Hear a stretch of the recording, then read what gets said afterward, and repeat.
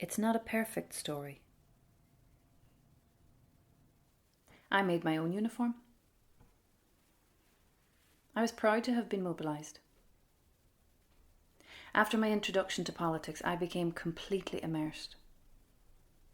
I believed the time was at hand to do something. We all believed that. I hoped for freedom. I was ready.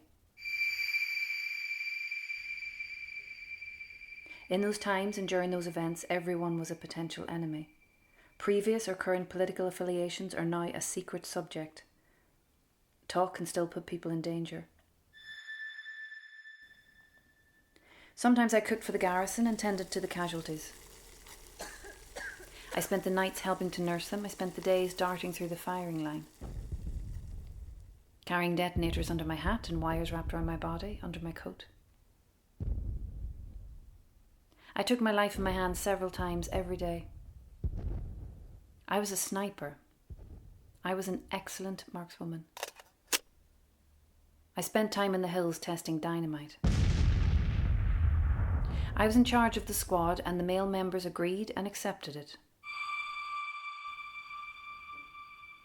It was good to be in action. More than once I saw the man I aimed at fall. I had the same right to risk my life as the men. We were fighting on the principle of equal suffrage. It was going to be a changed place.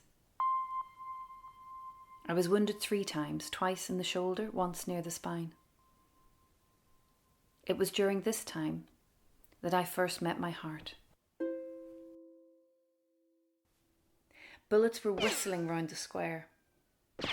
On the bridge, the firing was terrific.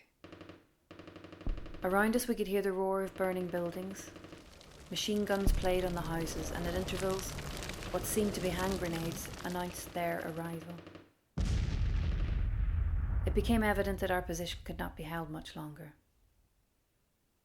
In the evening, with the building entirely in flames, we retreated from there under very heavy fire. There was a barricade erected midway down the lane. There were 17 wounded in the retreat, bodies lying stiff in the blue moonlight. I was very cut up about it, but accepted my orders as always. I waved the small white flag which I carried, and the military ceased firing. The surrender was unconditional. It appeared to be the end of the hostilities. All the arms and ammunition were piled up at the foot of the statue. "Take her over there and search her. She is a spy." They found my weapon, some bread, and a piece of fruit. "Lock her up and keep her under close observation," the officer said.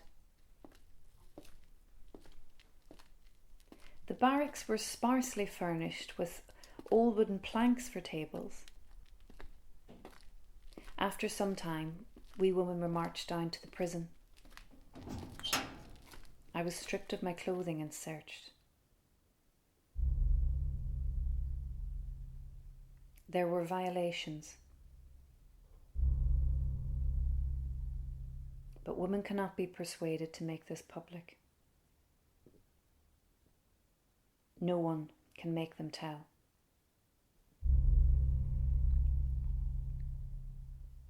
When eventually released, it was cruel to see my home burning. Despite all this, my spirit was great. Soon after, on a cold, still night, my heart was killed in action. Later, on applying for a pension, I was told I was not eligible. Back then, soldier was perceived as a masculine term. The state recognises that women serve the common good best by not neglecting their duties in the home. I do not want to be passed over as unremarkable. I will not be passed over as unremarkable. For a long time after, I dreamed about it every night.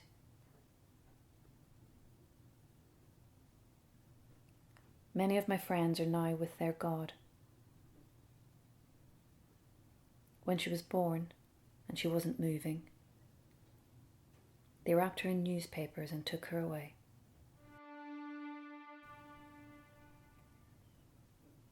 When they clear out my house after I am dead, they will put my flags, embroidery, journals, diaries, drawings, paintings, tattered newspaper cuttings, photographs, and many other cherished mementos on the bonfire. The evidence of my fight. It's not a perfect story.